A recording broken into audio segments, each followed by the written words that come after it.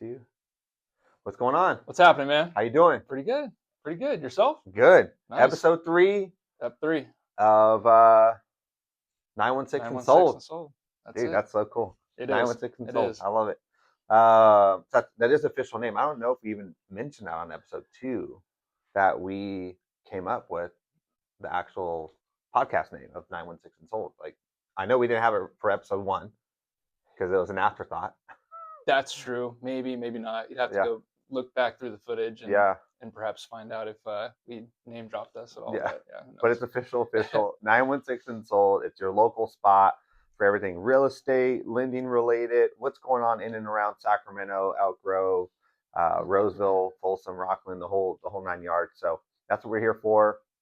I want to get into it today. We're going to do a little introduction and a cool fun fact that I think is going to be one I'm looking forward to it because I've always had this question and never found out why. So I'll let you kick it off.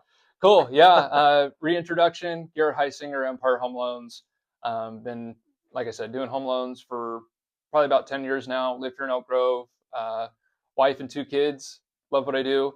My interesting fact is middle names, right? Like I get asked all the time, hey, your middle name Lobo, like what is that? That's so unique. Yes, it is. That is actually my mom's maiden name. And so my mom's maiden name, she grew up last name Lobo all the time. I grew up with middle name, obviously Lobo. Was a little embarrassed about it, I think, growing up. You know what I mean? Like Lobo, it kind of sounds funny, right? But as you get older, right, you find out what it actually means. Yeah. And it's pretty cool. Wolf in Spanish. Yeah. Like pretty cool. So anyways, as the years have gone on, I've learned to like it and accept it more, I guess, but embrace it. Yeah, exactly. That's awesome. So yeah, that's my middle name, Lobo. Garrett Lobo Heisinger. I like it. Yeah. Rolls right off the tongue. It does. It does. Antonio Cardenas, your Sacramento realtor. And yeah, I mean, I think for me, reintroduction, if you want to call it that, is, been doing real estate for 9 years. Have a wife, 3 beautiful, awesome, super energetic daughters. They're super cute. And whenever someone stops me in public, I always let them know that I'm interviewing for babysitters. So if you think the same thing, hit me up. No, here nor there. But so yeah, he mentioned that. I've actually always had that question of like, man, what is that like? Where did that come from? What does it mean? Because I think it's really cool to have some kind of family connection or tied to your name. And so for like all of my daughters, they're all named after like great grandparents of some extent, either great or great or great grandparents. So I wanted them to feel tied into the family, like there's something bigger than just them and their parents or people that they know. Like there's actually this whole history behind us. And so my middle name, which I get a lot of questions on, like, oh, what is that? Like, what does it mean? What does it stand for? So my middle name is just M period. That's the full middle name on the birth certificate. So Antonio M period is the full first middle name. When my mom had me, she wanted to name me after, so both my grandfathers is Anthony and Antonio. And so my dad's Antonio as well. So she wanted to name, obviously my dad was like, I want to keep the name going and, have my son be called Antonio after me. But my mom also wanted to honor her dad and name me after him. So what she did is that my dad's middle name starts with an M. My grandfather's middle name starts with an M. So she just said, you'll be Antonio M. And so now my other 2 brothers have a combination of the actual full name. So they have like, my grandfather, Anthony, was Manuel. And then Mosqueda, it's like the traditional Mexican, like that's the mom's maiden name, becomes your middle name kind of thing. And so, so my other brother has that, but I just have M. So it's always a cool story to have. Yeah. Good thing to tell. But yeah, so I'm the third, and a cool little, story, like a good conversation starter. Yeah, Yeah. yeah. So your three daughters, they each have, like you said, middle name is someone within the family, No, correct? their first names. Oh, So their first names. Oh, okay. I so thought you my said their oldest middle is names. Juliet. Uh-huh. No, yeah, my oldest is Juliet. She's actually named after my grandmother, Oh, wow. Okay. who is, well, Julia. So Uh-huh. Juliet, and then our second is Teresa. Pretty cool. She actually got to meet the person she's named after. Oh, wow. So that's my wife's grandmother was Florence Teresa, and we told her when we were pregnant that we wanted to name that daughter after her. Mm, And her only request was that we named her Teresa Florence. got it. So, because she Got was it. like, oh, no one, I never had a nickname growing up. Everyone just called me Florence, and we're like, well, there's Flo. There's, Right. maybe not a ton of different names for Sure, Florence, sure, but sure. she wanted Teresa Florence. So we, you know, accommodated her wish, and they actually got to meet each other. So there's a cool photo that we have because we were in Michigan visiting, and I think it was only like 8 or 9 days, and then she passed away. Mm, But she got to meet her namesake, yeah, that's which is cool. super cool. That is cool. And then our youngest is Genevieve Ann, and she's named after my wife's great grandmother. And then her middle name is Carly, is it's Carly Ann, but also my mom's side of the family has a bunch of Anns in their side of the family too. This So this web of names is yeah, just like, I love history, and I love yeah, like knowing where you came from, and like sure. it just gives you a little bit more connection too, Totally. like because now they'll be able to go back, look at their great grandmother's history, or like I'm big on ancestry.com stuff, so look at maybe some of the records, or have like obituaries for all of those people and tells little Right. stories of them and stuff. So Right. they want to take the next step and let's go visit where they're from or where they grew up or learn some more. Like, I don't know, to me it just gives you a little bit more Hmm. of like, that's my name, but man, there's some cool stuff behind it too. Yeah, sure, sure. So yeah. Well, very interesting. I would love to say the same about my girls, but I tell you what, that's not the case. My girls are not named after anybody in the Yeah, family, first name nor middle name. That's just how we decided to do it. all But original. You yeah, guys are all it original. is Yeah, all original. yeah, But no, that's super cool. I think my other side of the family, they did it similar to how you've done it, keeping names yeah, within the family. So I think that that's really cool. yeah. So It's fun. yeah, It's been really cool to talk about. yeah. So I know one thing that is near and dear to you, and I know that for this segment we're doing like a local spotlight. Yeah, So yeah. one thing that's near and dear to you is Girls on the Run. Talk to me a little bit more about Yeah, that. Girls on the Run. It is something my wife is actually really passionate about. We used to own a CrossFit gym several years ago now, and when she was an attorney, she always wanted to really get herself involved in this program. It was something that was near and dear to her heart. She was a runner in high school, Mm, and and as she found out about it, she learned like what this program really does for girls. So Girls on the Run, it's an international program. We have our own chapter here in Sacramento, Girls on the Run Sacramento, or Goder Sac. You can follow them on Instagram and learn all about what they do. But it is a after school running program, and any school out there, you can apply and be a part of the program. It's not just for certain schools or hey, this is not at my district. We are always looking for folks who want to volunteer and bring that passion and that in our group to their campus. So it could be parents, it could be teachers, it could be someone in the community. mm, You don't have to necessarily even be affiliated with the school. It's just maybe it's my local elementary school and I want to go get back to them for right. whatever reason. So uh, what it does is that it takes third to fifth graders, and then there's another program for sixth through eighth grade. But what it does is not just empowering girls to teach them how to run a 5K and do things of that nature. It's much more than that. Most girls, by the time they actually reach like 8 or 9, already have self-esteem issues. So Mm, one, this program is really teaching them self-confidence. How do you be a good friend to yourself? How do you be a good friend to other girls out there? mm, And so there's a lot of those type of lesson plans within the running program. So they're going to go out after school, they're going to run a lap, come back for a plan, maybe do some interactive kind of activities together, go run some more laps.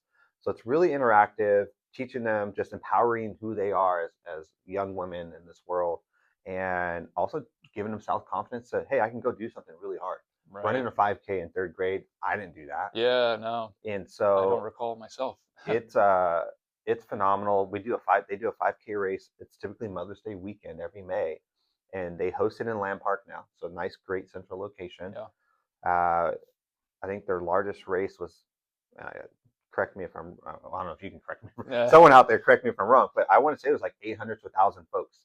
I mean, it's getting larger and larger every year. But what it takes volunteers. So they're always looking for coaches.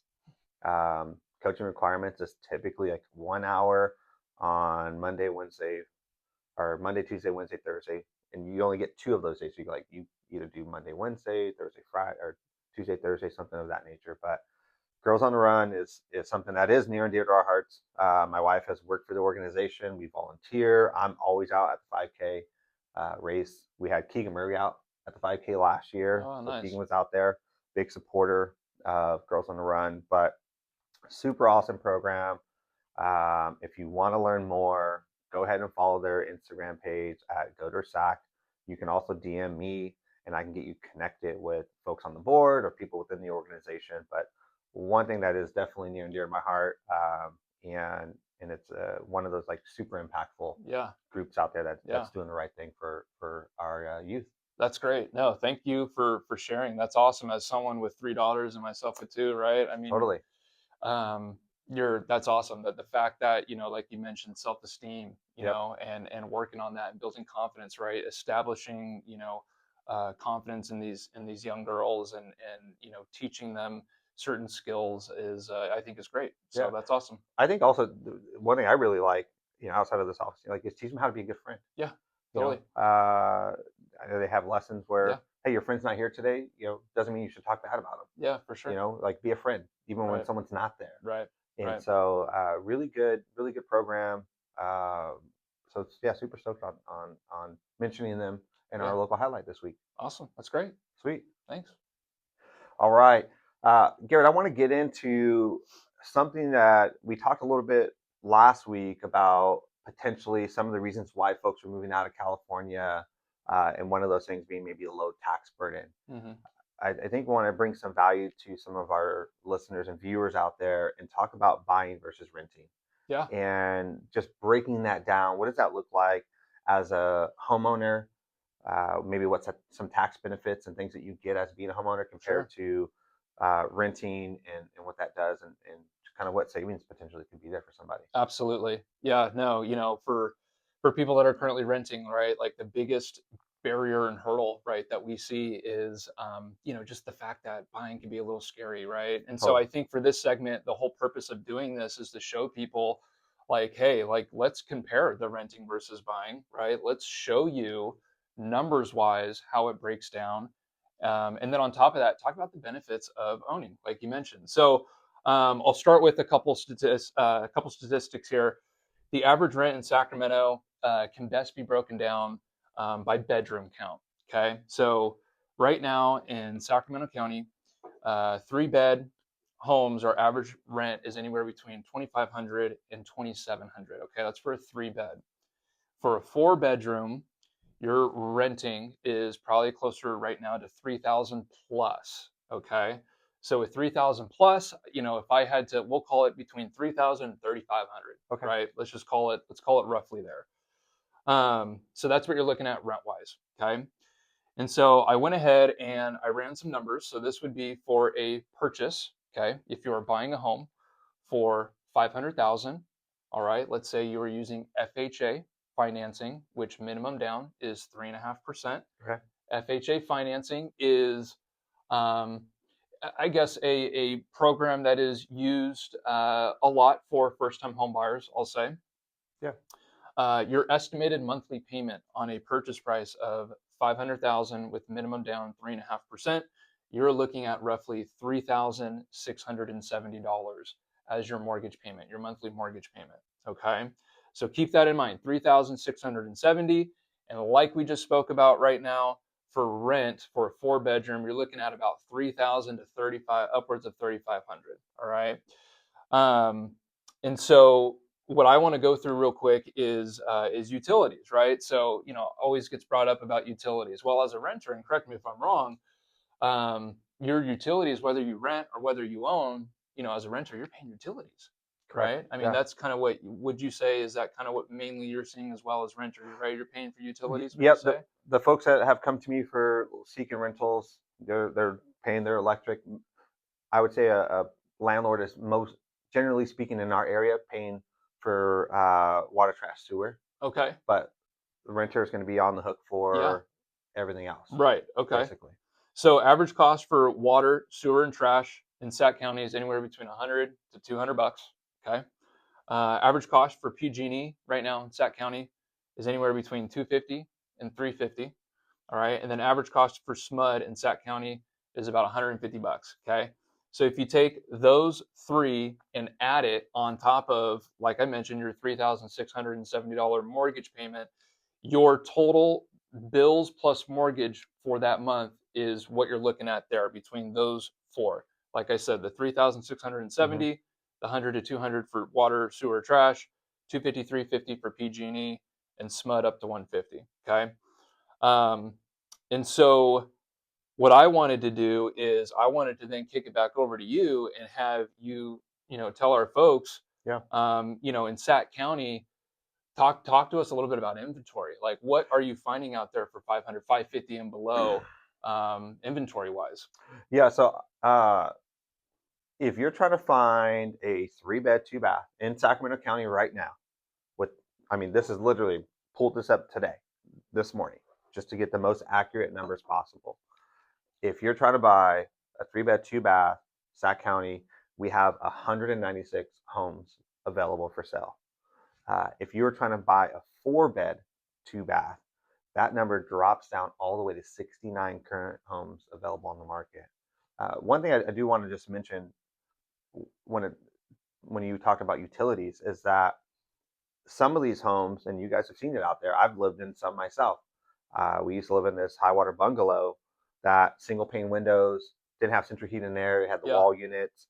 We had an old furnace from like 1940 that our gas bill would be astronomical because it just wasn't very energy efficient. Right. So that some of these homes out there, these utilities, based on how maybe current that property owner updated some of these items, you Sure. know, could actually, these utilities could be much higher Yeah.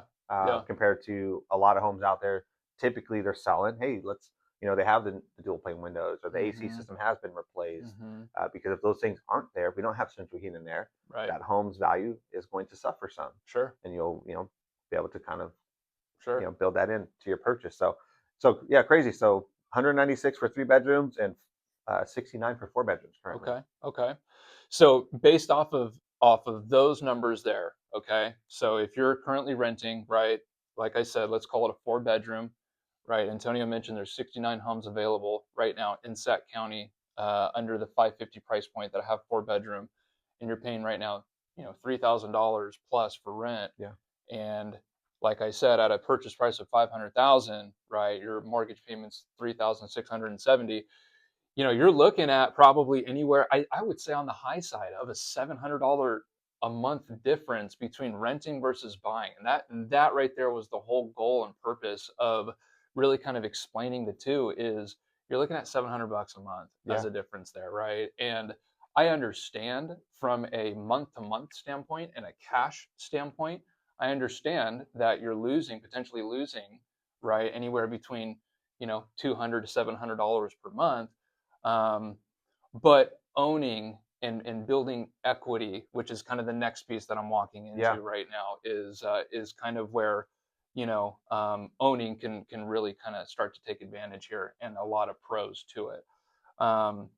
So real quick, jumping into the analyzing from an equity standpoint, when you rent, right, you're not building any equity. You are paying basically, you're buying down. You're essentially your landlord's principal is Yep. essentially what you're doing.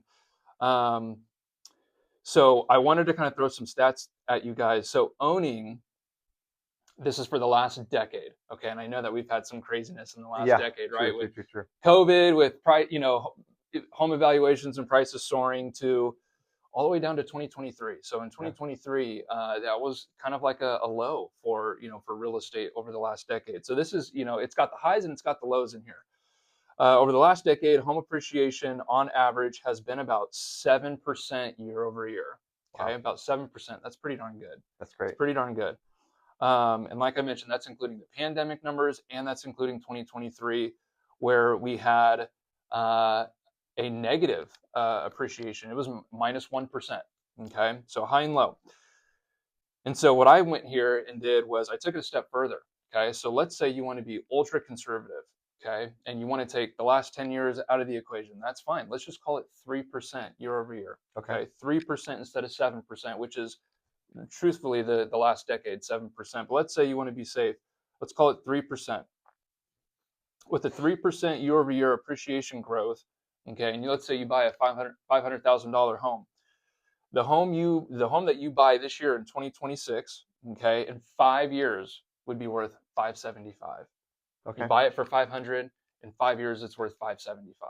Okay, that's $75,000 worth of equity growth that you've had just by living there, by paying the extra, $200 to $700 a month. Okay, in 10 years, okay, it's worth up to 650. All right, and so I mean, these are, in 10 years, right? I mean, we're talking about big numbers in terms of appreciation from when you're owning versus, just renting. With renting, you're not having this sort of appreciation at all. So, with that equity gain over the last, 10 years, let's say you bought at 500, now in 10 years it's worth 650. That's $150,000 just in equity. On top of that, you've been paying down your principal over the last 10 years. So now you add that on top of, the 150. In 10 years, you could sell and move up, right? And then now that's your big down payment for the next house per se. Or, right, I mean, there's so many things you could do. You could tap into equity and you could start reinvesting, right? I mean, there's so many things you can do. But that's what I really wanted to point out here, and that's what we really wanted to kind of talk about, is the renting versus buying, is showing that, monthly difference, which, $200 to $700. Maybe you just don't get that car that you really want. You know what I mean? I mean, that's kind of the difference there. But I wanted to kind of roll it back over to you because I know that, on top of renting versus owning, there's tax benefits that you can have with owning. So, so I'd say you're renting. Hopefully you get a great rental rate. You can stash some money away, pay down some debts, get your stuff in order. But renting, you're lighting your money on fire, right? It's going, you're paying your landlord's mortgage. Yeah. And like Garrett said, after 10 years, you potentially could have $200,000 to $250,000 worth of equity from paying down the mortgage principal and just natural appreciation over that time. Well, the biggest thing, if you were to go sell, that you would have as a tax benefit to you would be capital gains. And capital gains taxes as a single individual person is currently is $250,000. I mean, you could sell that property if you bought it as a single person, and if you made 250 grand or less, you would be able to keep all of that money tax free from the, you're not paying any federal taxes on it. If you're married, that's $500,000. And so that's again, federal government's not touching your money there. Anything over that amount, you would be taxed on.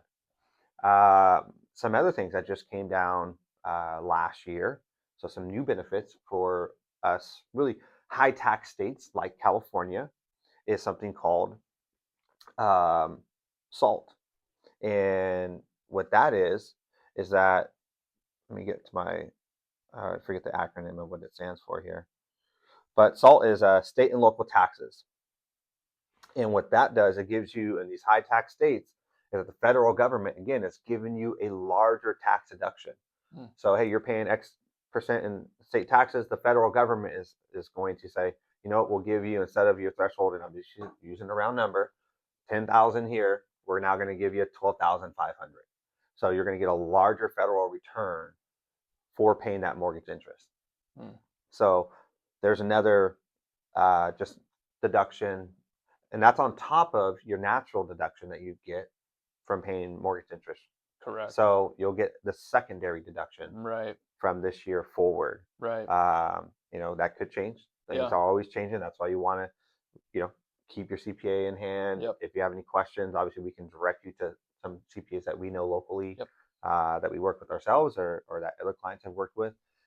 So we're not the experts in that, but like I always say, like I know enough to be dangerous. Right. No, totally. Totally. So there's some great opportunities out there for folks when you go and you actually become, a real estate kind of property owner. And so um, I would say, some other things to think about when you are making that home purchase is, finding stuff that one that's going to serve you and your family, but two is going to, you know, that you are going to be in that good appreciation area. Sure. And Yeah. so when we talk about a little bit later in the podcast, kind of the buyer consultation from the real estate standpoint, Right.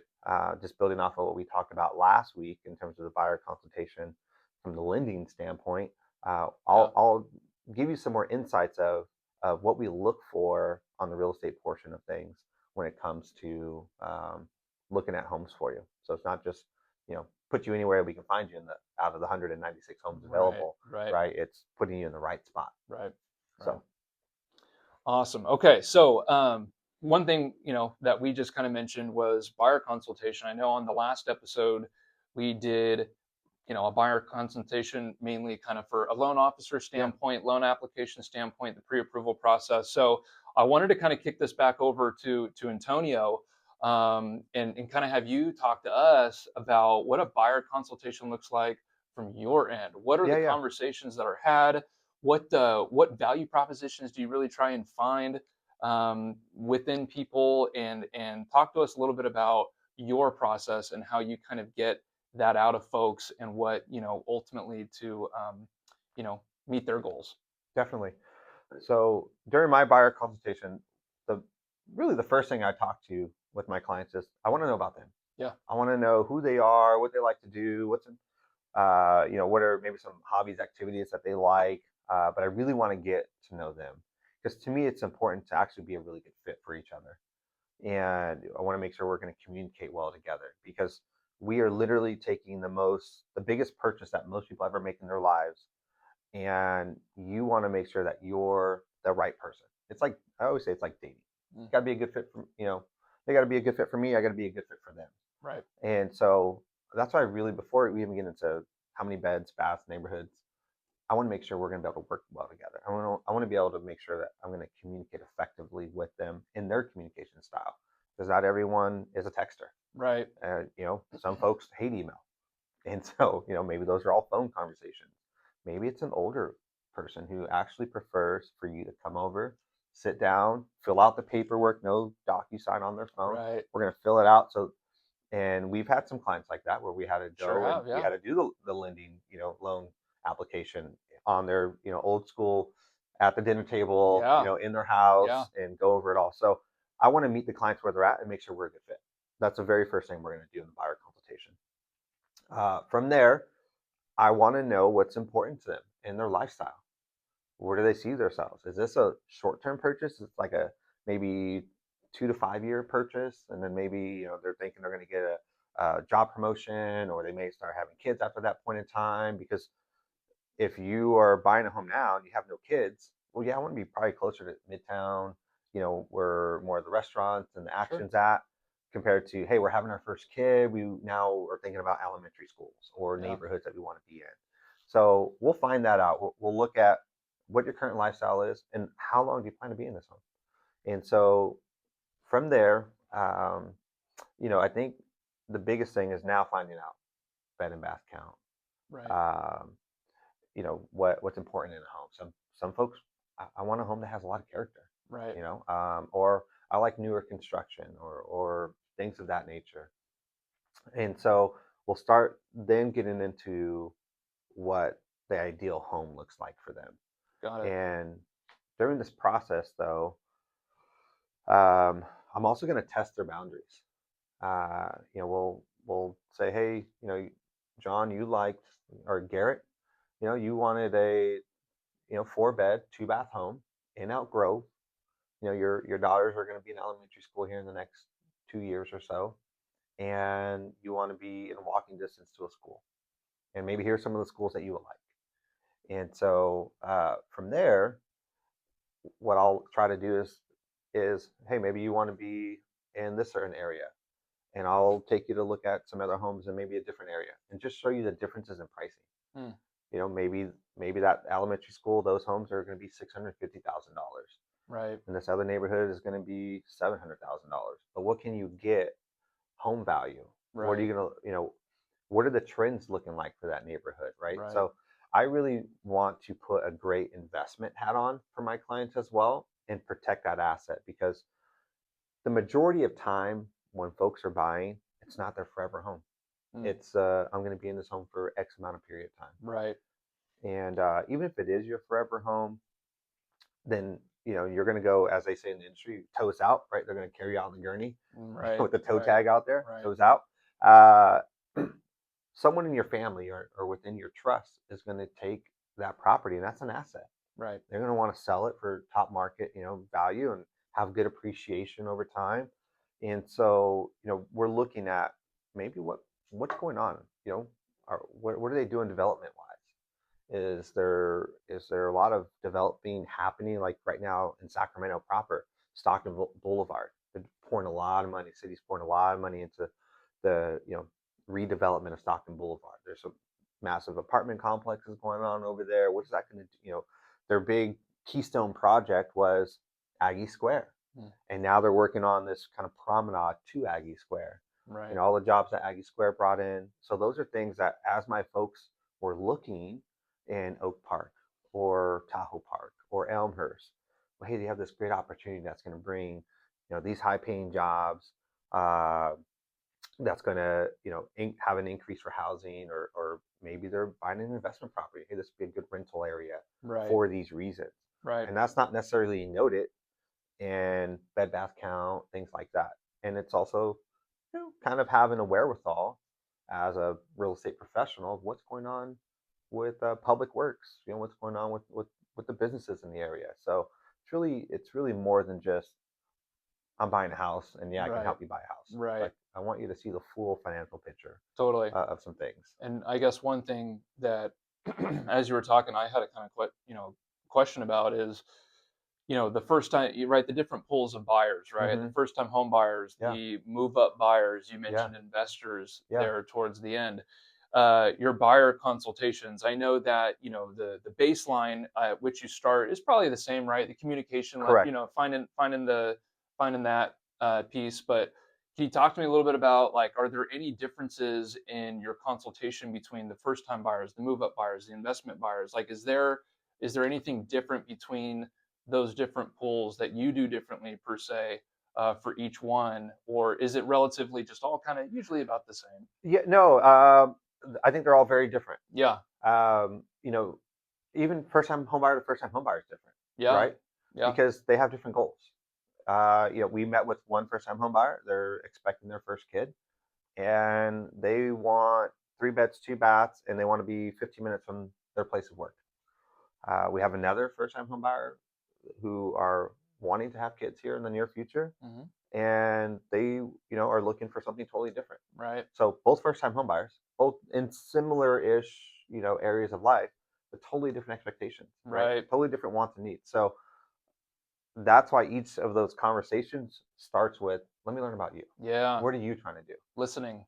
And then really coming back around to, well, in the back of my mind, I am, as we go to see property in person, uh, you know, I'm okay with telling the client, hey, that's probably not the right one, Right. and giving them the reasons. I'm not Right. going to necessarily say, don't do it, Right. but I will definitely dissuade you and then give you the kind of reasons, and hey, this is why I'm telling you what I'm telling you, Right. or here's some things to consider, Right. because well, that's a really great deal in a really great neighborhood, but you're on the main road. Right. Well, that's awesome. Get you into the neighborhood. Maybe that's really what you want. That's all you care about. Okay, Totally. hey, we're going to accomplish that mission, but I'm going to remind you, when you go to sell in 5 years or in 10 years, Yeah. we're going to have the road's not going anywhere. Right. The road, Right. the road is the road. Right. Or hey, I want to live in this one, and I have clients now that built some great equity. We're able to maybe tap out of that. Let's buy another primary residence. Didn't have to sell the first house. That became a rental for them. Mm-hmm. So walk folks to, not only did I help them buy their first house, but now Right. I helped them buy their, or secure, so to speak, their second move up home, Yeah. and got them a rental property. Right. So those are kind of the things that we, will help you with Yeah.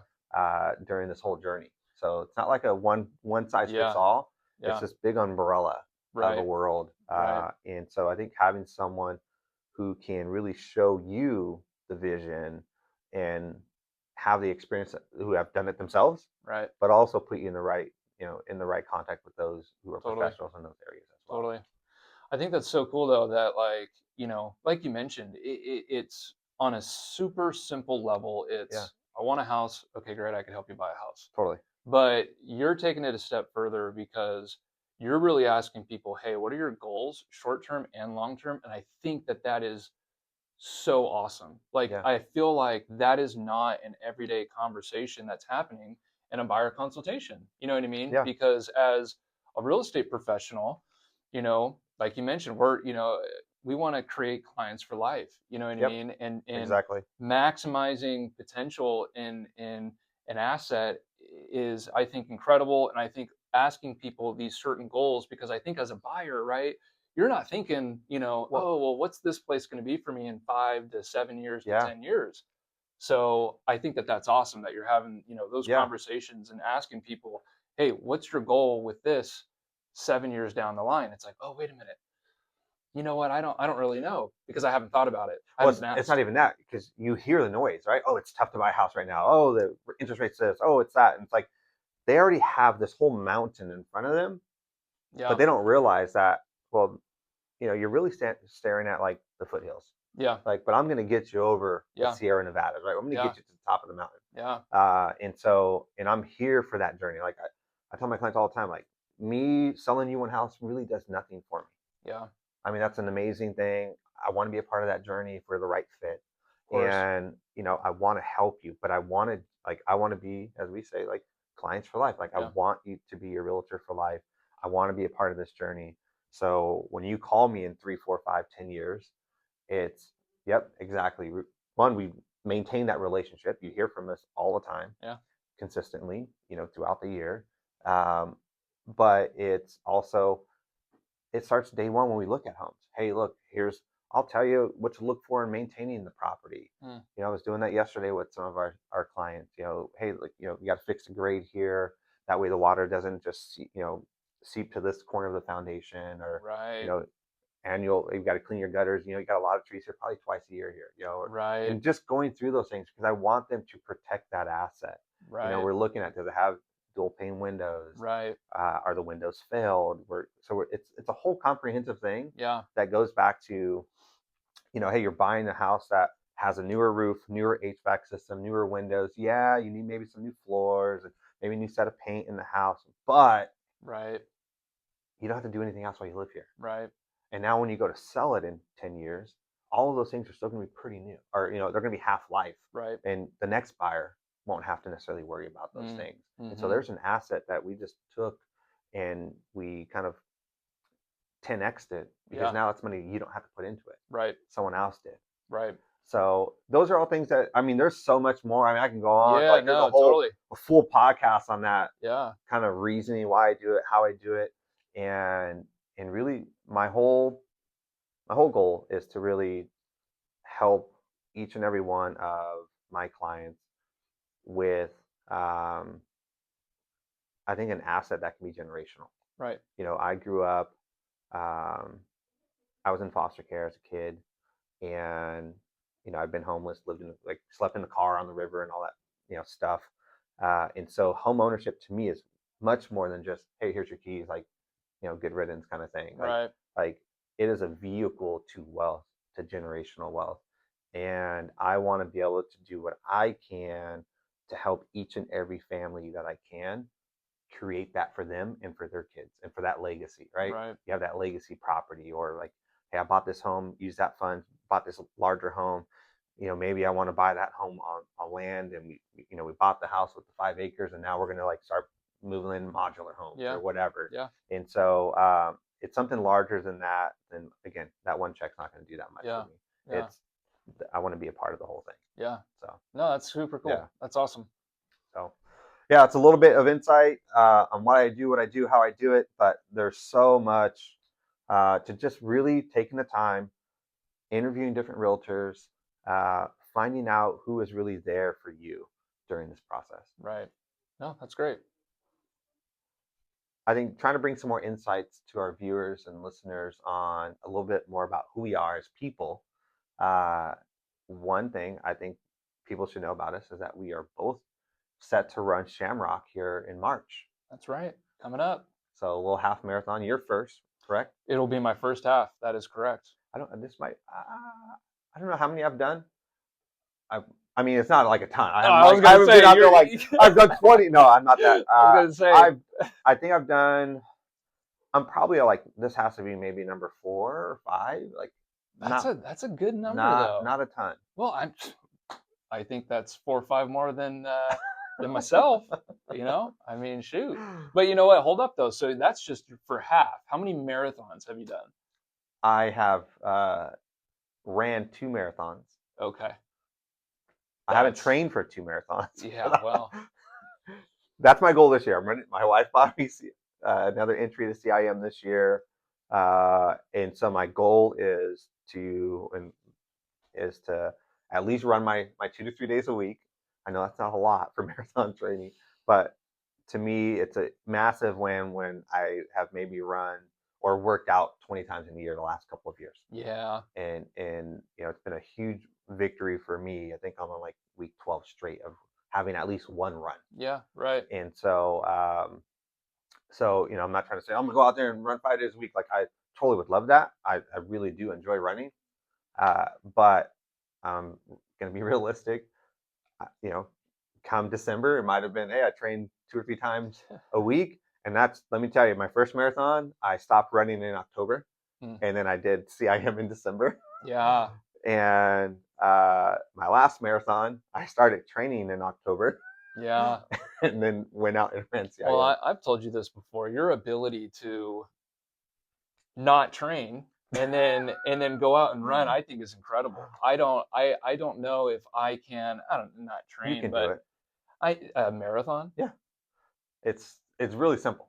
Oh yeah, I'm sure. It's one foot in front of the other. Yeah, okay. That's all it takes. That's really insightful. I mean, that's in my mind. That's like one more step. That's in your mind for what? What is that? 4 or 5? How many hours does it take for you? Oh, your last marathon? I broke 5 hours. That's hey. That was like 4 hours 56 minutes or something like that. Okay. I mean, so okay. I'm not like Lightning McQueen out there. Yeah. But my goal, if I train, I would love to break 4 hours. Yeah. Okay. Love to break 4 hours. How's your training going for the half? How's it been so far? 2 to 3 days a week. No, it's been good. Yeah. Last week, legs were a little heavy last week. I ran yesterday, just I think 4.5 miles or something like that. Okay. Felt pretty good. Yeah. Better than the week prior for sure. That was actually probably the most heavy my legs have felt probably this whole duration of time that I kind of restarted running. Really. Why do you think that? I don't know. Yeah. I don't know if it was just something, maybe my body was fighting something off. We've had some really poor sleep as well. So the 1-year-old sleep regression this past week and a half has been pretty gnarly. Mm-hmm. So I don't know if it's a sleep thing, or maybe my body was fighting something off, kind of thing that I didn't really know about. Right. Not too sure. Mm. But how's your training going? So far so good, I'd say. Kind of similar to you. The goal is to run 3 days a week. I think I have missed 1 run session out of the last 5 weeks. So if I've done it for 5 weeks, 4 of the 5 weeks I've done 3 runs, and 1 I've only done 2. So not bad.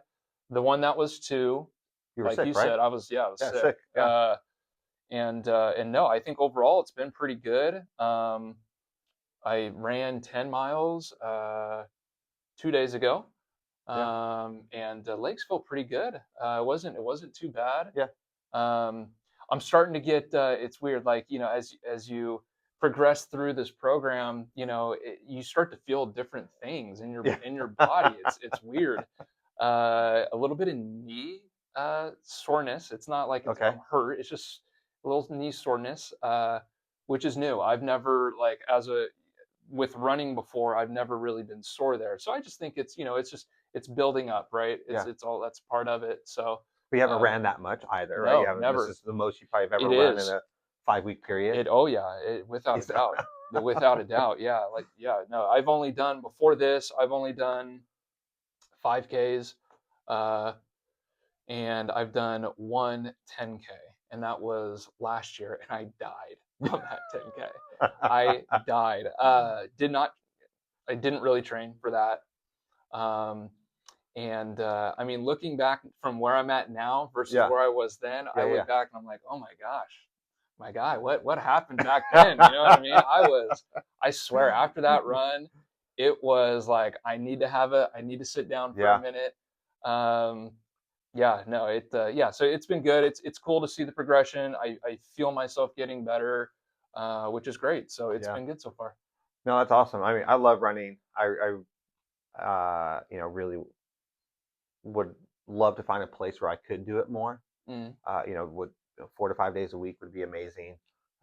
It just clears your head, get your mind right. Just so really impactful. And I mhm. think that's what's really gotten me back on this journey of running.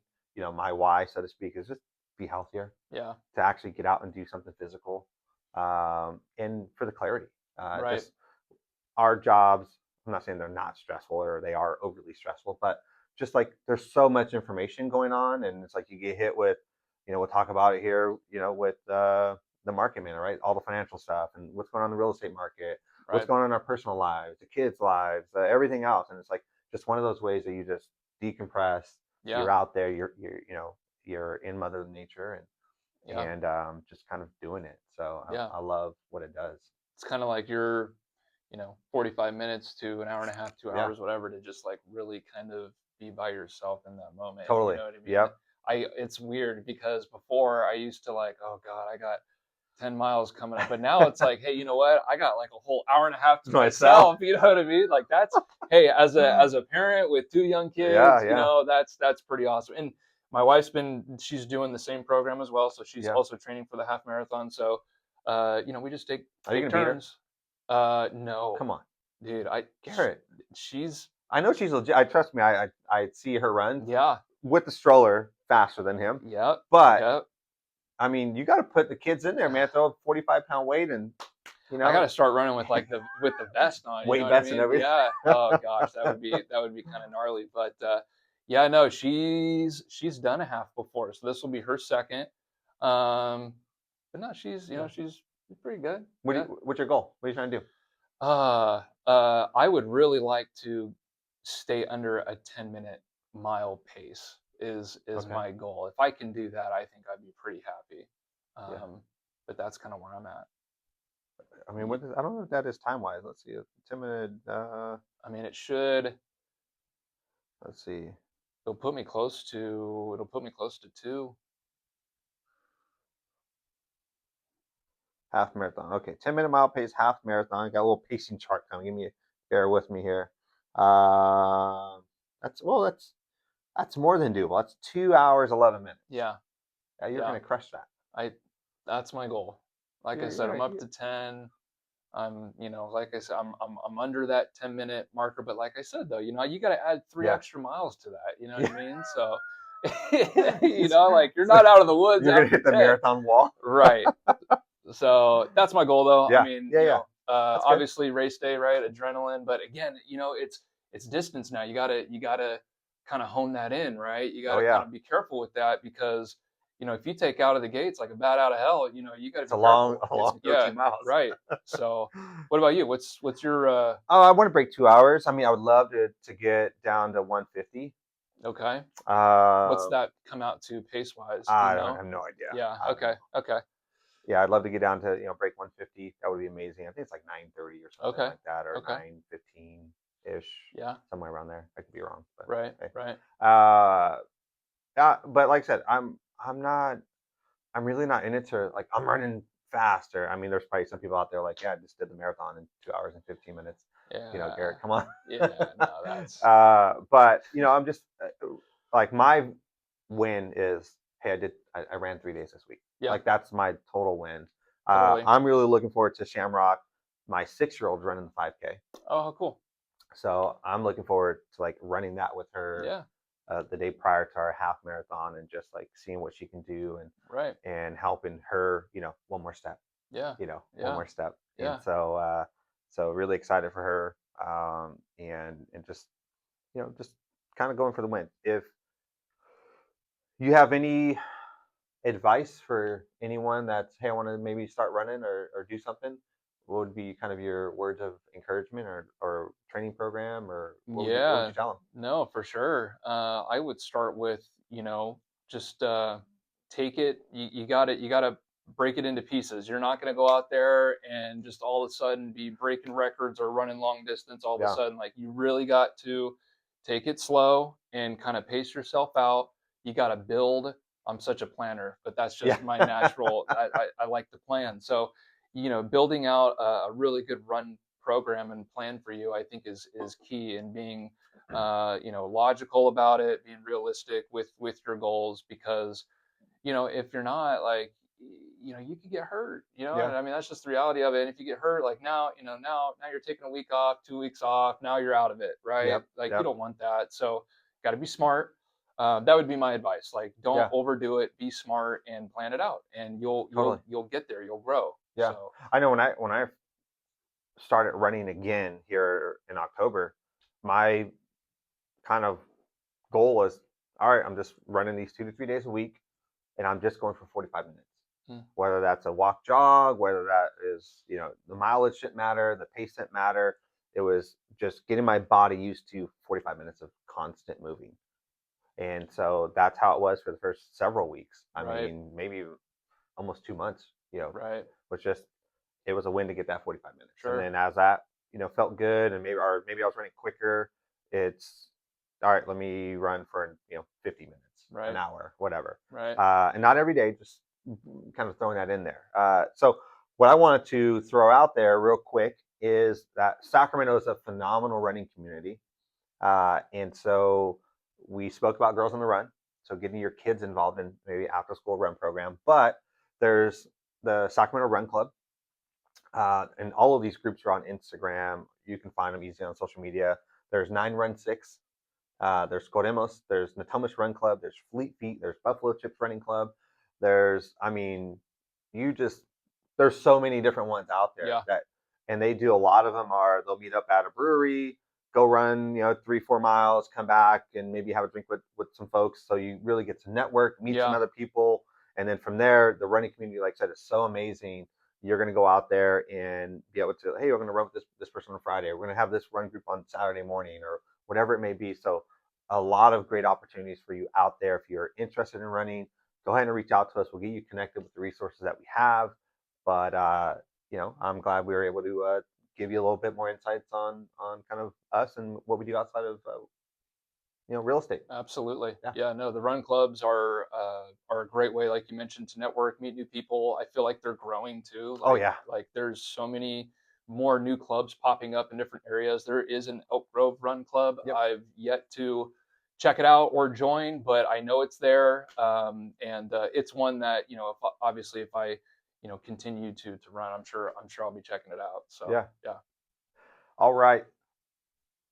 Marketing minute, Garrett. And so just wanted to, we got some pretty good numbers now coming in for January, and what happened January of this year compared to January of last year. So we have a first full month under our belts here in 2026 that we can really take a look at and give our audience. Yeah. Sweet. So the median home price, Sacramento County or Sacramento metro area, so it goes all the way, it's in Placer and El Dorado, is $565,000. That was the average sales price for January of 2026. January 2025, 579. So a little bit of a drop there Okay. overall. Okay. Number of units sold, January of 2025, 1,100. And this year we're at 1,005. Okay. So about 100 less houses. Yeah. 100 less houses and about $15,000 less in purchase price. So what that tells me is one, less homes on the market, um, but opportunity for some buyers to maybe still get a good deal Sure. out there. Now I know we talked last week about 60% of homes that were put on the market in January went pending, but there's that other 40 that maybe are still sitting Right. that you can get that deal on, or get some concessions or something that's going to help you out. Some other things, cash. About 15% of homes were purchased in cash in January. Average days on market. Now this is a good one too. Your average days on market is 65 days right now. Wow. 65 days. So you put a house on the market, if you're not priced right, right location, right condition, expect to be on there 65 days. I think Now, that's so important for people to hear. 65 days. yeah, That is the market right now. yep. Yeah. And that's, you got to remember, 65 days on market, and then you got your 30-day escrow, Yep. or so you're talking 90 days. So if if you're not meeting that threshold of right house, right condition, right price, 90 days from now you'll be selling. Yeah. So if you're like, I got to move quick, you need a price quick. Right. Doesn't mean that you're going to sell for under market value. It just shows the buyers out there who are well in tune with what's going on in the real estate market. Hey, that's a great deal. Let me go Right. after that. And Right. that's how we get you those multiple offer situations. So, last one here, that I want to give folks is people who sold at the original list price or above is only 23%. So even though a home maybe had the multiple offers, doesn't mean that they're still getting the list price on some of these. So only 33% of homes sold for more than what it was listed for. Got it. So it's still coming down to price it right. Yeah. You Right. know, Totally. it could be, hey, it had the right neighborhood, right condition, price was a little off. Right. Buyers they're sensitive to it. They're gonna be out there For sure. knowing that. So that's kind of the market recap for January so far for this year, 2026. What do we got for rates? How are rates looking? What's Yeah. important? Rates are looking great. Conventional 5.99, up to around 6.5%. If you're wanting to pay a small bit of points, Okay. you could get a high to mid five for conventional, which by the way is amazing right now comparatively to years Maybe prior. maybe a little seller credit to pay that. A Exactly, little seller seller credit. credit to help buy down that interest rate for you. Yep. And then for FHA, VA, you're at 5.625, upwards of 6.125. Same thing, get a seller credit. You could buy down that interest rate sub 5.625. Now you're looking at a mid to low 5% for FHA and VA. And again, I can't say this enough. These are the best rates have been in the last 2 to 3 years. So rates are doing pretty good right now. Yeah. On top of that, we've had some economic news and some data that's been slowly kind of coming out for us for 2026. The first one is called the JOLTS report. It's a jobs report, and it basically showed, this came out last week, February 5th, and it basically showed that there was a softening in the labor market. So more job cuts than anticipated, more unemployment applications than anticipated. Um, and so the bond market, which is connected to the interest rates, it reacted fairly well because of that. Now, when I say fairly well, it doesn't mean that like interest Yeah. rates dropped super low, but it was a good day for rates that day. You weren't seeing Yeah. rates getting worse per se. But on deck for this week, we have another jobs report coming out tomorrow, which is the BLS jobs data report. So that'll be interesting to see that one. Yep. And how it compares to the one that we had last week. And then CPI. The CPI report is a measure of inflation.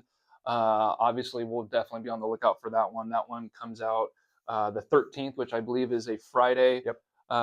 And so obviously, we'll have to tune into that one to kind of see, what news that we get for that. But that's what we got going on right now.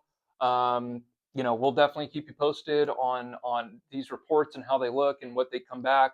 We'll probably, be a talking point for the next pod episode. But that's what we got going on right now. All right. Well, and closing the show out, Garrett, just I mean, big obviously, we want to make sure everyone knows, has on their calendar, and we'll definitely get the Eventbrite link below. Is that we have a first-time homebuyer seminar? Correct. First time homebuyer seminar. It is February 23rd. That is a Monday. It is at 5:30.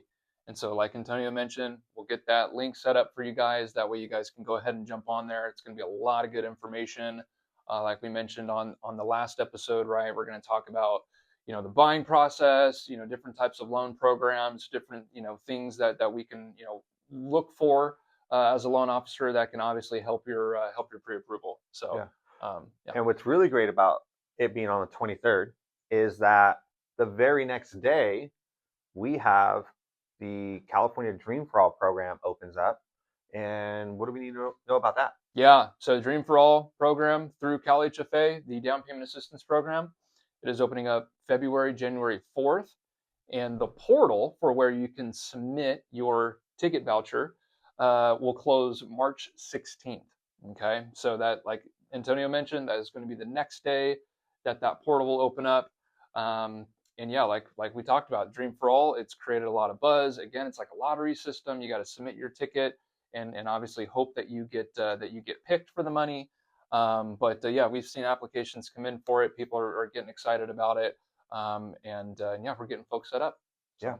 Yeah, and you were able to help like 4 buyers Yeah. last year with that program. So 100%. it's firsthand knowledge. You're definitely spun up on what's going on, what's happening there, and it's a phenomenal opportunity for the state of California, for folks within our state to secure 20% down or $150,000 to help them with the buying process. 100%. It is a great program. It's going to help a lot of folks. The fact that they keep rolling the program out is great. So it's more opportunity. So awesome. Yeah. So make sure to go ahead and drop the link below or click on that. Get in there for the first time homebuyer class. Submit the application. Once you submit that, Garrett can submit your ticket to the Dream for All program, and then we should hear back sometime in April if you get it or not. And so our hope is to get as many people through there as possible, and really give you and your family a great stepping stone to home ownership. Absolutely. Awesome. Well, if you guys got anything else for us, go ahead and drop a comment below. Send us a DM. I'm on Instagram at sacramento.realtor. I'm GH_lending. And we hope you all have a beautiful week. Take care.